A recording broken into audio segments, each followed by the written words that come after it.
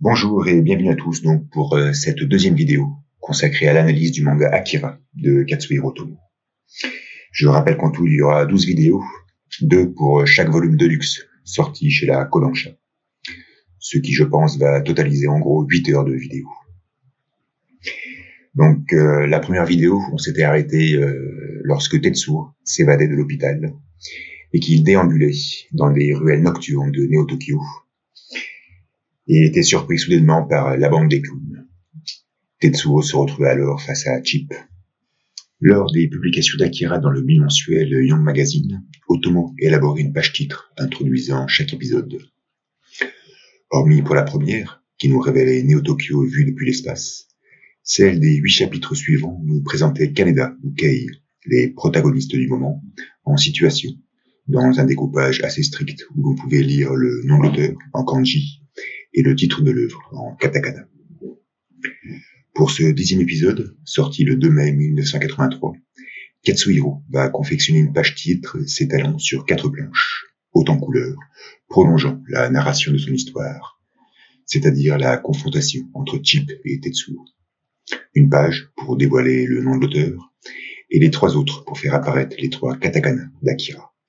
Pour la version de luxe éditée par la Kodansha, Otomo va réécrire cette scène en noir et blanc, se concentrant sur 3 planches cette fois-ci. Entre les 2 versions, on note peu de différences notoires, hormis peut-être la posture de Tetsuo, qui semblait plus passive dans le magazine et plus active dans le manga. Ce qui est clair, c'est que le final reste le même. La tête de Chip explose, dégueulant sur le sol une mare adipeuse de sang qui se confond alors avec les ombres. Tetsuo va mal, il lui faut de la drogue pour calmer sa douleur. Les clowns, excellents fournisseurs de ce type de substance, l'invitent à les suivre. Planqués chez Harukiya, Kei et Kaneda se retrouvent dans une piole au mur squalide. Elle râle. Lui, plus curieux que jaloux, tente d'en savoir plus sur la relation qu'elle entretient avec Ryu. Elle lui affirme que c'est son frère, mais Kaneda n'est pas dupe. Il commence à s'approcher d'elle, dépose son bras gauche sur son épaule et lui profère des répliques coquines. Kei ne restera pas longtemps de marbre et se verra obligé de le gifler lorsqu'il se sera sauvagement jeté sur elle. Expulsé contre des cagettes de bière, le jeune effronté n'en demeure pas moins satisfait. Il a réussi à mettre la main sur ce qu'il désirait, le pistolet de Kei. Il sort presto de la pièce et l'enferme depuis l'extérieur. Dans la planque des clowns, une vieille salle de bowling délabrée et poisseuse, nous faisons enfin la connaissance de Joker, leader de la bande, bien portant, édenté, cicatrisé, maquillé, oreilles parées de boucles. Ses sbires lui racontent ce qui vient de se produire. Tetsuo entre dans les lieux. Tout paraît vraiment insalubre et en ruine. Le Joker écoute. Il est muet dans une attention qui renforce la matité de sa peau. Mais le boss des clowns ne l'entend pas de cette oreille et pense bien faire la fête à Tetsuo, muni d'une quille. 2 planches et 7 cases auront suffi à Joker pour s'incliner face à la puissance mystérieuse de Tetsuo. Akira raconte aussi, et peut-être surtout, l'histoire d'un adolescent. Un adolescent ayant subitement acquis le pouvoir sur le temps, l'espace et la matière. Enfoui dans l'opacité des égouts, Kaneda tente de retrouver son chemin, pendant que Kei parvient à se libérer du dortoir. De nouveau à l'air libre, le jeune garçon constate qu'il n'est pas là où il aurait aimé être, c'est-à-dire près de sa moto, mais plutôt dans un endroit où grouillent pas mal de soldats. Le vacarme d'un hélicoptère se fait alors entendre. Le colonel amorce son atterrissage. Une planche de 4 cases nous résume une scène à la fois ironique et tragique. Des centaines de pilules, de comprimés et de drogues synthétiques en tout genre gisent sur une table. Tetsuo, entouré, avachi, ingurgite $5000 de dope comme du jus de fruits. Les clowns, médusés, l'observent avec inquiétude. L'avoir comme boss va nous coûter cher. Et de nouveau Tetsuo, désaltéré, apaisé, révèle un visage souriant. C'est la 2e fois que nous voyons le jeune sourire, preuve qu'il doit se trouver en ce moment même dans un état d'extrême relaxation. Dans les égouts, Kei s'empresse de retrouver Kaneda. L'hélicoptère de l'armée, avec le colonel à son bord, vient d'atterrir près du site olympique. Cette double page, preuve de l'incroyable maîtrise d'Otomo pour élaborer des engins de guerre, fut la seule page titre sur les 120 qu'il confectionnera tout au long de l'histoire à être réutilisée dans le manga final. Les cases qui suivent sont déconcertantes de vie, unissant l'intensité de l'embrasement ambiant le vacarme insupportable qui domine les lieux, la violence insoutenable des pales de l'hélico. Le militaire, dans un excès de colère, ordonne d'éteindre les projecteurs afin que sa base secrète ne soit pas tant visible. Décidément, l'armée est très cachotière sur ses jagissements, mais finalement, cela a toujours été ainsi. De retour à l'obscurité, nous retrouvons Kaneda, dehors, qui tente de faire sa route. Mais, et de façon bien grotesque, il se fera très vite repérer, puis pourchasser. Juste à l'entrée de cette base secrète, le colonel apprend l'intrusion d'un étranger dans les parages. « Tuez-le », répondra-t-il avec un calme qui contraste énormément avec le trait de caractère qu'on lui connaît. La traque de Kaneda s'initie sur 3 pages, enclavée dans un clair-obscur vigoureux et véloce. Jeu d'ombre projetant une course exacerbée, saut sensationnel pour rejoindre les égouts. Les soldats, eux, ne font aucun quartier. Ils obéissent aux ordres et tirent farouchement sur l'adolescent qui parvient à déguerpir. Nous voyons ensuite le colonel sur un mont de charge. Accompagné du docteur et d'un autre scientifique, il s'enfonce lentement dans les entrailles de la Terre. Les cases regorgent de détails incalculables. Une tuyauterie complexe et innombrable envahit alors l'environnement.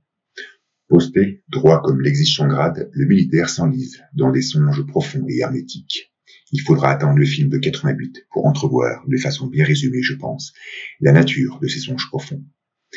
Arrivés au plus bas, les scientifiques s'empressent de se rendre dans une salle vétuste, où tout paraît archaïque et anachronique. Ils vérifient le niveau de température de différentes enceintes de Dewar. Tout est normal. Le colonel, lui, est déjà entré dans une pièce où la fraîcheur palpable semble émettre un intense rayonnement. Posté, face à la chambre froide où sommeille Akira, il s'embourbe dans un monologue métaphysique. La double page où nous est présentée la capsule cryogénique est stupéfiante de sophistication. Infestée de détails organiques, elle ressemble à un être vivant, boursouflé, tentaculaire, cadencé par un rythme tachycardique. En opposition, sa monochromatie la rend sans profondeur, sans âme, glaciale, comme l'être qu'elle doit contenir. Car Akira se trouve là, enterré depuis plus de 30 ans, caché, camouflé par les générations antérieures, trop apeuré par ce que la science pouvait leur offrir. Le discours du colonel atteste que c'est cette dernière qui fut, dans le passé, et apparemment à des fins civilisationnelles, sûrement pour l'avènement d'une nouvelle humanité, fondatrice du projet Akira. Et en 2020, c'est toujours elle, cette science, accompagnée maintenant par l'armée, qui tente de le faire renaître. Otomo, au travers de cette double planche resplendissante, démontre avec merveille le mariage insécable, l'amour inconditionnel, la symbiose atemporelle qui unit le scientifique au militaire. Akira est donc une arme de destruction massive, qui fut scellée dans les profondeurs de la Terre pour des raisons qui, à son époque, devaient sembler évidentes. Après cette charge émotionnelle forte, nous revoyons Kei, toujours à la recherche de Kaneda, qui, lui, tente de deviner sa route au travers du réseau d'égouts, labyrinthique et souterrain. Mais l'armée est à ses trousses, et il se retrouve face à un grillage. Les 12 pages suivantes vont narrer les déboires de notre héros, au regard préoccupé, contre 3 soldats pilotant des unités volantes. La cadence est frénétique, les cases sont radicalement noircies par une exubérance de lignes centripètes. Kaneda, visé de plein fouet par les mitraillettes, arme son flingue et tire de façon instinctive. Il touche en plein cœur l'un de ses assaillants qui s'effondre dans les eaux et génère une explosion sourde et opaque. Réaction en chaîne, la voie de canalisation est totalement bouchée par une fumée dense et ténébreuse. Le môme en profite pour se faire la malle. Il court à pleine vitesse et semble rejoindre le bout du tunnel. Mais il se retrouve finalement face à un précipice. Kei, à la démarche attentive, pointe sa grâce de l'autre côté. Les jeunes tentent de s'échanger quelques paroles, mais très vite, Kaneda se fait tirer dessus et perd son équilibre. 3 planches et 38 cases nous décortiquent les secondes qui suivent dans une mise en scène synoptique hors du commun. Tout s'enlise dans une exaltante précipitation. La lecture croise des cadrages au format paysage et portrait, calligraphiés par l'acoustique du moment, pétrifiés par les stupeurs faciales. En effectuant son saut magistral, Kaneda démontre toute sa badassitude. Il est arrogant, il est effronté, il est inconscient, soit, mais quand la situation l'exige, il sait faire preuve d'un courage et d'une agilité surprenante. Par un jeu de force, entre la gravité et l'énergie cinétique, son ultime assaillant se crache contre le plafond, alors que lui termine sa course dans les eaux bourbeuses du canal. Les soldats viennent prévenir le colonel sur leur échec de capture. Ce dernier reste placide et suggère, d'une voix pondérée, de poursuivre les recherches. Il remonte à bord de son hélicoptère et quitte les lieux, avec le même embrasement qu'à son arrivée. Le comportement du chef de l'armée, et sûrement son état de santé, semble intimement lié à Akira. Le fait de s'être rendu là où il sommeille et d'avoir trouvé tout en ordre l'a profondément apaisé, malgré les prémonitions pessimistes de Kyoko. On sent que ce projet l'occupe, le préoccupe et le tient à cœur. Il agit de manière posée et responsable, et semble être animé par des envies de grandeur. Cependant, tout reste encore très flou.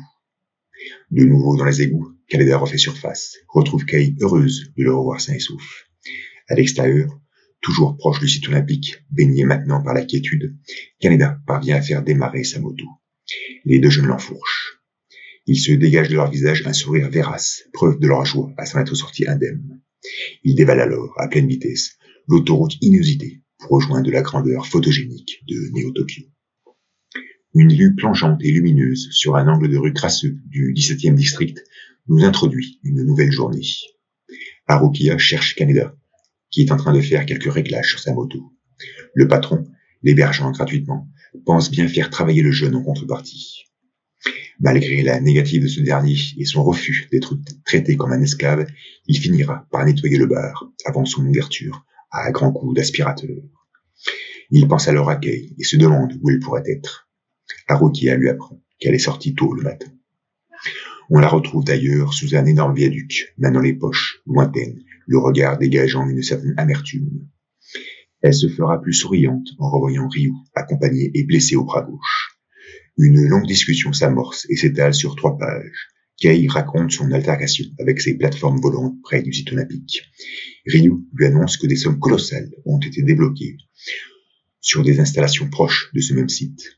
Décidément, l'idéal olympique ne serait qu'une mascarade pour masquer des desseins plus profonds, plus sombres, plus tragiques. Le mystère du projet Akira pourrait s'élucider au sein même de ce lieu. La jeune femme fait preuve d'une vive envie d'être actrice de cette élucidation et souhaite agir aux côtés de Ryu. Mais ce dernier lui conseille pour le moment de surveiller Kaneda. Il ne voudrait pas que l'armée mette la main sur lui.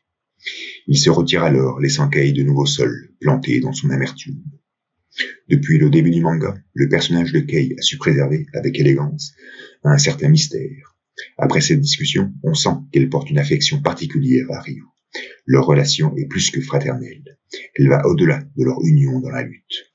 Cette dernière case où on la voit seule révèle un vide, le vide énorme qui l'habite, ce vide émotionnel qu'elle souhaiterait tant combler.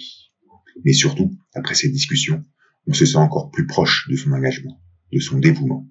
Akira, c'est aussi l'histoire d'une femme qui fera tout pour défendre ses idées, qui ne cessera de se battre pour ce en quoi et en qui elle croit.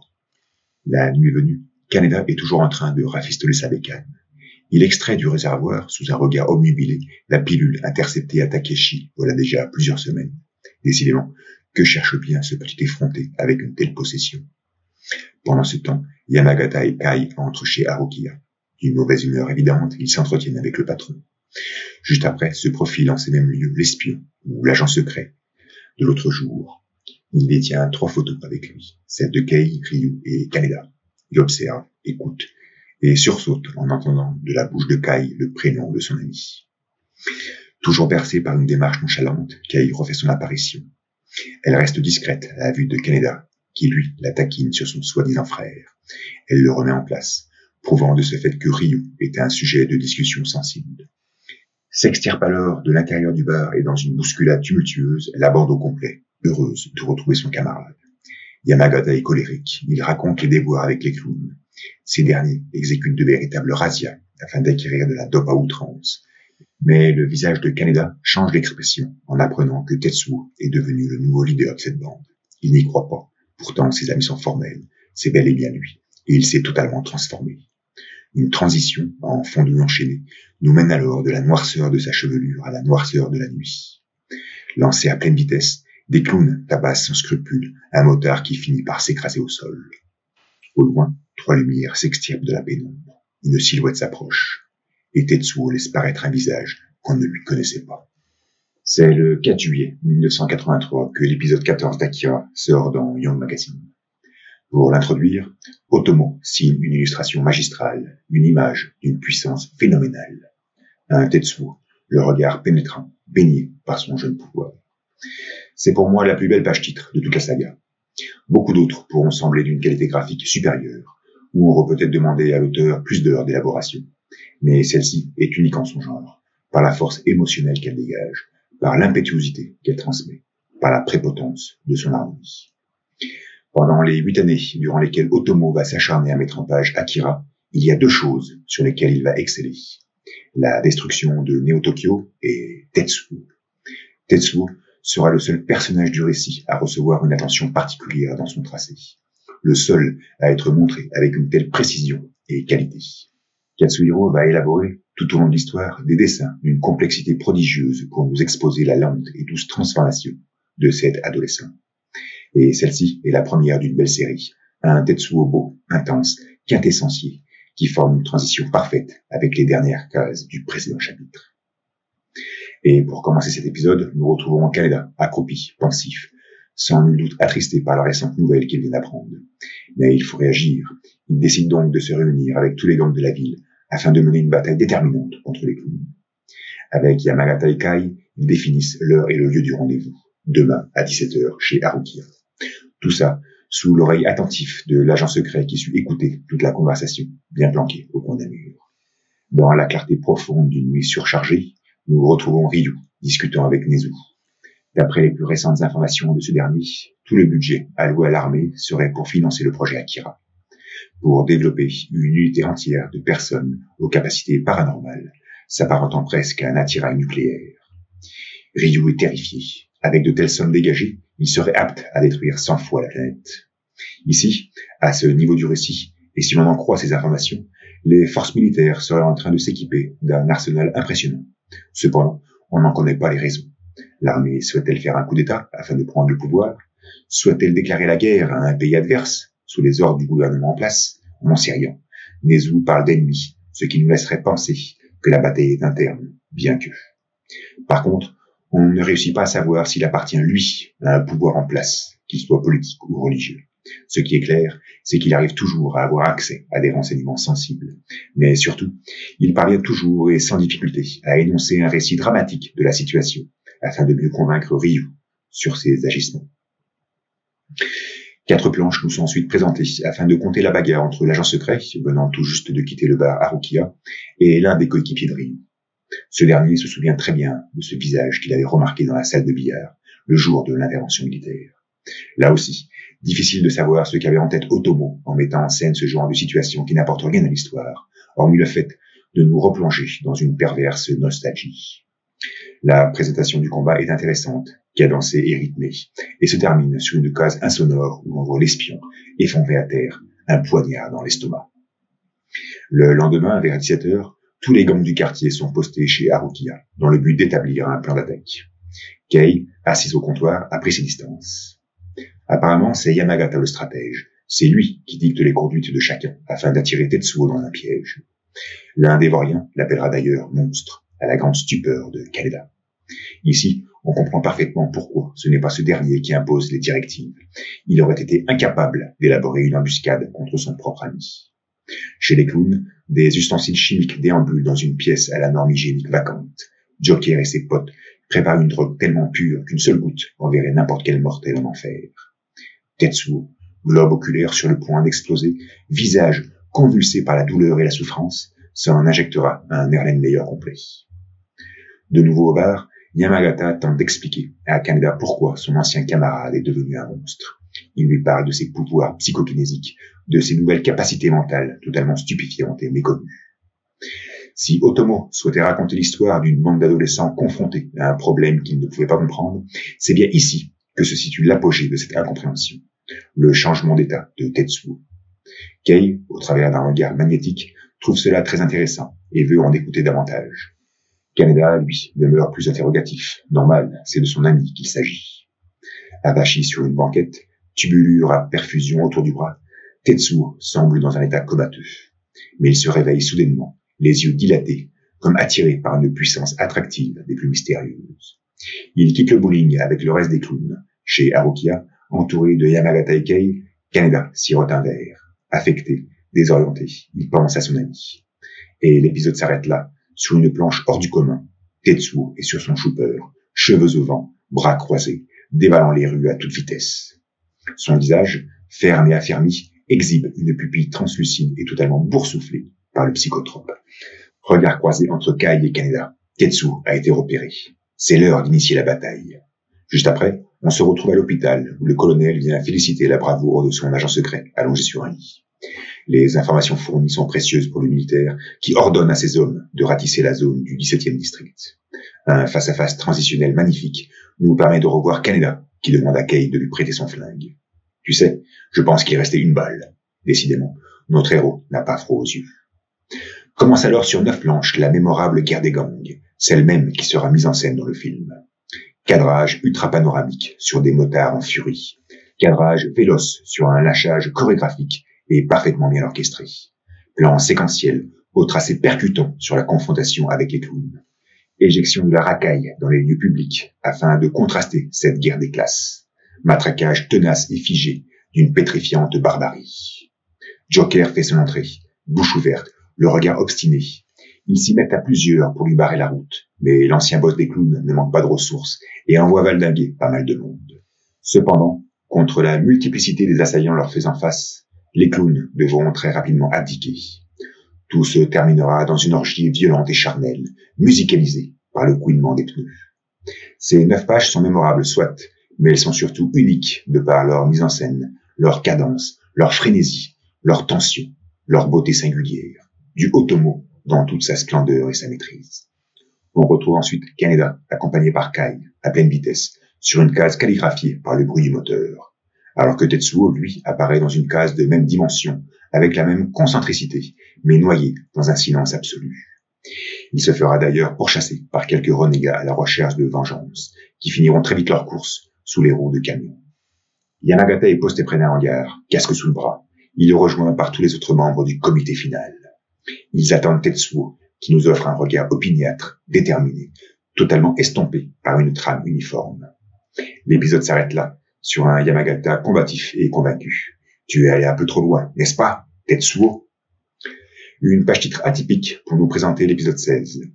Le découpage en 6 cases quadrangulaires est toujours présent, mais il nous dévoile ici 6 visages, ceux des protagonistes du moment. Kei, Yamagata, Tetsuo, Kaneda, le colonel et Ryu. On constate que tous pointent leurs pupilles sur la droite, sauf Tetsuo, qui est en opposition totale, et Kei, qui nous fait froidement face. À la simple lecture de cette illustration, donc, on prend conscience de la particularité évidente qui caractérise ces deux derniers cités. Le premier, émotionnel, est et sera éternellement à contre-courant. La deuxième, intellect, saura faire preuve d'une grande partialité dans ses actes et ses jugements. Cette page titre, riche en expressivité faciale et à la tension manifeste, est une parfaite introduction au drame imminent qui se prépare. Cependant, tout commence chez Harukiya, avec un cadrage plongeant sur les véhicules de l'armée stationnant aux portes de l'établissement. La vue d'une voiture sombre prouve la présence du colonel en ces lieux. Ils soumettent le patron à un interrogatoire, voulant en savoir un peu plus sur ce bar et ses fréquentations. Ils iront même jusqu'à abuser de leur autorité en brûlant sa licence d'exploitation. Décidément, ce n'est pas de bol pour le colonel. Il a été averti trop tard par son agent secret. S'il avait été réellement dans le feu de l'action, il aurait pu connaître l'heure exacte du rendez-vous et mettre la main sur ces jeunes délinquants. Mais au travers de cette infortune, Otomo souhaitait accentuer sur l'apodicticité que les forces de sécurité, finalement, arrivent tout le temps après les faits. Pendant ce temps, Tetsuo est toujours harcelé et n'hésite pas à user de son pouvoir pour éliminer ses assaillants. Soudain, dans une mise en scène constamment zébrée et tendue, Yamagata surgit du dédale de conteneur et éjecte un violent coup de casque sur le crâne de Tetsuo. Ce dernier mord à l'hameçon et s'empresse de poursuivre son ancien pote, qui, par des zigzags incessants, le mène jusqu'au hangar. Yamagata s'y introduit. Tetsuo, par un bond magistral, le suit de très près. À l'intérieur, les portes se referment. Tout se noie dans une totale obscurité. Suspense. Une multitude de phares aveugle alors Tetsuo, projetant ses ombres dupliquées sur le sol. Debout sur sa moto, une case dévoile sa stupeur, sous un jeu de lumière déconcertant de beauté et de fluidité. Il est pris en charge par des chariots élévateurs qui le propulsent dans les airs. La tension est à son apogée. Mais tout s'arrête là. Nous voyons alors Kei sur un scooter volé quelques pages auparavant, générant, de par sa conduite irresponsable, un accident sur moult de véhicules de l'armée. Une autre pause détente, comme sait si bien le faire Otomo. Cependant, pour que cette dernière ne soit pas trop brutale, il a su noircir les cases de lignes parallèles, préservant ainsi la vitesse et la crispation qui nous habitait jusque-là. Kaneda et Kai arrivent sur les lieux. Tout semble calme au premier abord, mais très vite, un vacarme explosif se fait entendre depuis l'entrepôt. Yamagata en sort, blessé, Tetsuo titubant dessus de près. C'est alors que, par un dérapage contrôlé, Kaneda entre en scène, visage crispé par l'adrénaline, et retrouve son pote. Petite taquinerie, et Otomo nous expose à un nouveau face-à-face entre ses deux meilleurs amis du monde. Le premier, quelques gouttes de sueur sur la joue, semble affecté et pris de douleur. Le second, quelques petites gouttes de sueur sur le front et met un rictus aux lèvres qui prouve son indécision. Et, dans le feu de la conversation, Tetsuo frappe du poing droit et vocifère. Comme quand nous étions gamins. Par cette simple phrase, Tetsuo démontre ici sa frustration accumulée, la relation conflictuelle mais masquée qu'il a pu entretenir avec Kaneda. Et il profite de cette surcharge de puissance pour la lui révéler. Je ne pense pas que leur relation passée ait été si désharmonieuse ou traumatisante que ça. En se comportant de la sorte, Tetsuo nous dévoile seulement son degré d'immaturité, abusant de sa nouvelle corporalité pour nous faire un caprice. Ce dernier, d'ailleurs, convulsant sa mâchoire, subjuguant son regard, crie subitement le nom de Kaneda, qui pointe alors son flingue sur lui. Et, par cette situation insoutenable et inespérée, Katsuhiro nous offre un autre face-à-face, impétueux, époustouflant, surtendu. Tetsuo, suivant à grosses gouttes, plongé dans la pénombre, émet un sourire anxieux. Kaneda, le visage lumineux, dénote un regard noyé dans une farouche instabilité. Un face-à-face apocalyptique au sens propre du terme, puisque le lecteur aussi fait face à nos deux héros. Entre eux, Yamagata, les yeux toujours apeurés, ordonne à Kaneda de tirer tout de suite. D'ailleurs, Tetsuo, les bras écartés, l'invite à agir de la sorte, mais Kaneda, toujours indécis, reste immobile. Tous deux savent parfaitement qu'un tel acte ne pourra se produire, car ils sont amis. Et Tetsuo, dans un moment d'accalmie, éjecte par la force un phénomène sur Kaneda. Ce dernier parvient à l'esquiver, mais chute sous une tonne de cagettes. Il en perdra son flingue. Tetsuo s'agrippe les cheveux. Son mal de crâne lui reprend de plus belle. Il souffre. Kaneda s'extirpe des décombres et observe alors Yamagata s'emparer du Hudson. Ce dernier se retourne, pointe l'arme face à Tetsuo. Il semble moins hésitant à agir que son ami, qui l'interpelle pour éviter le pire. Mais Tetsuo fait parler son pouvoir, déconnecte Yamagata de toute pratique et l'envoie valser. Les deux planches qui vont suivre sont les plus tragiques de l'œuvre. Grâce à elles, l'épisode 17 se convertit sans aucune gêne comme étant l'épisode le plus dramatique de toute l'histoire. Yamagata se retrouve projeté en arrière, les yeux remplis d'impuissance, et sa tête vient s'écraser contre la ceinture de Kaneda. Le choc est d'une violence inouïe. La blancheur de la case et les trames légères qui colorent les vêtements ne font que raffermir la déjection sanguinolente produite par l'impact. Kaneda est complètement pétrifié. L'image où on le voit criant le prénom de son ami décédé est d'une force immensurable. Le sang qui calligraphie le sol, le bras tendu de Yamagata tenant toujours fermement le flingue, la posture inclinée de Kaneda noyé dans une tristesse absolue. Autant de détails qui font de cet instant le plus sombre, le plus funeste, le plus déchirant, le plus tragique de cette épopée. Et cette même image nous démontre aussi qu'Akira, le manga, doit se lire dans sa version originale, en noir et blanc. Le noir et blanc a une énergie qu'aucune mise en couleur ne pourrait égaler. Je me souviens encore de l'épisode 6 de chez Glénat, quand Akira sortait en kiosque en 1990. Cette même image avait servi de couverture à l'album. Mais rien à voir. Aucune comparaison n'est possible sur l'émotion que l'on peut ressentir à la vue de cette scène, lorsqu'on la contemple en noir et blanc. Le noir et blanc possède une force sans équivalent. Et Otomo maîtrise cette forme d'expression à son plus haut degré. Yamagata s'effondre au sol, le bras toujours tendu. Kaneda, le visage recouvert de sang, reste muet. Il regarde Tetsuo, affaibli, mais d'humeur apaisée, braque l'arme contre lui et, au travers de l'index de Yamagata, tire sur la gâchette en criant « Tetsuo !» À cet instant, je suis persuadé que Kaneda demeure incapable de tuer son ami. C'est pour cette raison qu'il n'appuie pas lui-même sur la détente, mais passe par un intermédiaire charnel. Tetsuo, touché en plein estomac, s'envole au milieu d'une case là aussi aphone, figée, bouleversante comme seul Otomo sait les pondre. Kaneda est encore sous le choc de son acte. Tetsuo, totalement médusé par ce même acte, se relève et entre dans le hangar. Notre héros enfourche sa bécane et file le rejoindre. Une fois à l'intérieur, il prend conscience, sur une double page foisonnante de détails, du désastre accompli. Un champ de ruines, des corps gisant à même le sol, et Tetsuo blotti contre un engin défectueux. Sans hésiter, sans même savoir pourquoi, Kaneda fonce droit sur son pote, qui lui ordonne de déguerpir. Car Tetsuo aussi, contaminé par cette amitié, ne souhaite que survienne le pire. Mais le motard poursuit sa quête illogique et finit par s'écraser à terre, sous la fureur impitoyable et instinctive de Tetsuo. L'entrepôt s'effondre alors sur lui-même dans un vacarme retentissant, en deçà du corps inerte de Yamagata, le pistolet invariablement bien agrippé à sa main droite. Juste après, l'armée fait son apparition, donnant une fois de plus raison à Otomo qu'elle arrive toujours après la bataille. Les soldats constatent les dégâts, recensent les victimes, et Tetsuo refait surface, réclamant une drogue pour calmer ses souffrances. Kaneda, posté en arrière, lui harcèle un violent coup de bâton sur la tête. Le colonel fait alors son entrée et somme aux jeunes de cesser leur querelle. En le voyant, Kaneda, surpris, a dû sombrer dans une panique évidente. C'est lui qui a la capsule de Takashi, et le militaire se pointe ici même pour la récupérer. Tetsuo, semblant lire dans les pensées, tente de porter une dernière salve à Kaneda, déchirant son blouson et éjectant de ce fait la pilule qu'il y avait cachée à l'intérieur. En apercevant le comprimé roulé à terre, Tetsuo s'empresse de s'en emparer, sous les yeux écarquillés du colonel. Le jeune le porte à sa bouche, l'avale, mais le militaire lui ordonne de le recracher. Il pourrait en mourir. Tetsuo, en proie à une douleur inconnue, pousse un hurlement strident et assourdissant. L'acoustique émise paralyse, dans une candeur morbide, toute une case et les sujets lui font en face. Il s'incurve, brutalement, semblant déchiqueter sa colonne vertébrale. Deux visages, celui du colonel effrayé, apeuré, inquiet, et celui de Kaneda, foudroyé, abasourdi, désorienté, observent la scène de leurs yeux grands ouverts. Tetsuo s'écroule à terre, épris d'une convulsion lancinante pour finir inerte à même le sol. Le militaire se précipite près du corps, implore la venue de l'hélicoptère médical, ausculte le globe oculaire et reste sans voix. Tetsuo serait-il mort? Kaneda crie alors « Va brûler en enfer !» Mais à qui est adressée cette sentence? À son ami, tout juste décédé, ou au colonel? Il est important de bien comprendre qu'à ce niveau de l'histoire, Kaneda n'est absolument pas au courant des expérimentations qui ont été faites sur Tetsuo.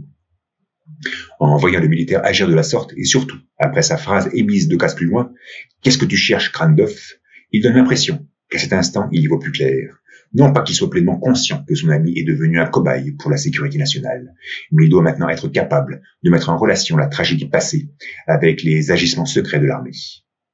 Face à une telle insolence, le colonel ordonne à ses hommes d'embarquer le jeune et de ne pas se laisser méprendre par son âge. Kaneda, dans un dernier regard, observe Yamagata, toujours à terre, les bras constamment en croix. Depuis les hauteurs d'un conteneur, Kei, toujours obsessionné par cette capsule, contemple la scène lorsqu'un bruit se fait soudainement entendre. Sur 2 cases magistrales, densément tramées pour nous faire ressortir la stupeur du colonel, Tetsuo se redresse, semblant revenir du royaume des morts. Son visage, humidifié par la bave, paraît comme attiré par un zénith incandescent. Une fois sur pied, reprenant son souffle, il nous présente une posture affaiblie, arc-boutée, mais qui domine pleinement la prestance surprise et déstabilisée du militaire. Cette illustration, d'une puissance rare, est la première d'une série qui va nous relater la perte de contrôle, progressive et inévitable, du colonel face à Tetsuo. On pourrait presque dire que cette image, d'une poésie déconcertante, marque le début de ce qui va devenir. Kaneda, toujours baigné par sa récente confrontation, se libère des soldats et fonce sur Tetsuo. Ce dernier se défait du militaire et en fait de même. De nouveau en pleine maîtrise de ses pouvoirs, il génère un souffle d'une virulence monstrueuse et fait valdinguer la matière environnante. Posté face à une avalanche de débris, Kaneda réagit et tâche de s'éloigner du désastre accompli. Il croise alors Kei sur son scooter, monte à bord, et nos 2 lurons, dans une fiévreuse accélération, tentent d'échapper au marasme. La mise en scène est tumultueuse, les cases sont surchargées par la noirceur de la vitesse et la minutie des détails. Toujours obstiné par sa quête, Tetsuo lance un nouveau coup sur nos fuyards en leur envoyant une grue en pleine poire. Ces derniers s'effondrent. Kaneda est inconscient. Tetsuo, lui, se sent comme régénéré. Il constate que la pilule qu'il vient d'ingurgiter est bien plus efficace que toutes les merdes prises auparavant. Il fait alors face à Kei qui tente de réanimer Kaneda et lui crie cette phrase. « Kaneda est ton ami, tu l'aurais oublié ?» Le colonel intervient et demande à être écouté. Tetsuo s'acharne contre le militaire sur une image renouvelant sa position dominante. Le colonel résiste, tête baissée. Il essaie de lui faire comprendre ce qui adviendra lorsque la dope aura cessé son effet. Utilise ton cerveau, d'où penses-tu que cette drogue vient? Tetsuo, immobilisé par ses songes, enveloppé par des débris en lévitation, semble accepter doucement son destin. Mais le jeune radote s'enlise dans une négociation avec le militaire qui somme de l'accompagner et lui demande, sous l'ouïe attentive de Kay, d'accepter ce qu'il est. Numéro 41. En prononçant ce chiffre, le colonel dégage un regard fier et un sourire présomptueux. La physionomie de son visage n'a plus rien à voir avec l'aspect bouffi qu'il avait en début d'histoire. Cravate desserrée, on pourrait presque dire que c'est un beau gosse. Son design a profondément changé, comme si grâce à lui, il avait réussi à intervertir son assujettissement avec Tetsuo. Ce dernier d'ailleurs reste interrogatif. Sa paume droite ne révèle toujours aucun numéro, et pourtant, il vient d'être nommé ainsi. L'épisode 18, sorti le 8 septembre 1983, marque aussi la fin du premier volume de luxe d'Akira, qui sera publié, lui, un an plus tard, le 21 septembre 1984. Chacun des tomes du manga portera un titre. Pour ce premier volet, ce sera Tetsuo. Normal, vu que cette saga raconte avant tout l'histoire de cet adolescent, l'histoire de sa transformation et de son avènement. Pour la première de couverture, Otomo mettra en image une scène des égouts, avec des tons chauds, rougeoyants, pour nous plonger tout de suite dans l'ambiance. Si l'on retire la couverture plastifiée, nous nous retrouvons face à une illustration magistrale, foisonnante de détails, riche d'une vie tumultueuse. On peut rester des minutes entières à tout observer. On y voit un bâtiment insalubre, qui pourrait bien être le bar Harukiya, des loupards, des motos, des exhibitionnistes. Une foule de jeunes assiste à un sanguinolent règlement de compte. Il y a des embrassades, des orgies, des cadavres. Il y a même une pancarte qui mentionne dans un beau français « Attention, Clébar taré ». Mais surtout, presque en son centre, on peut y dénoter le tag « 2019 BC » pour persévérément nous replonger dans le contexte. Une illustration hors norme, la plus belle des 6 que confectionna Otomo, mais fort heureusement, pas la plus puissante. Voilà donc pour cette deuxième vidéo consacrée à l'analyse du manga Akira. J'espère que ça vous a plu. Je vous remercie infiniment d'avoir suivi. N'hésitez pas à liker, à commenter, à partager, ça fera très plaisir. Je rappelle que j'écris une playlist qui contiendra donc toutes les vidéos consacrées à cette analyse. Vous aurez donc le lien dans la description. J'espère sortir donc le 3e épisode très prochainement. En gros, j'espère sortir une vidéo tous les 15 jours. Pour l'instant, je suis toujours en phase d'écriture. Je précise aussi que lorsque j'aurai terminé donc les 12 vidéos, je mettrai en ligne le PDF qui contiendra donc l'intégralité de cette analyse du manga Akira. Merci encore à vous et je vous dis à la prochaine. Ciao, ciao.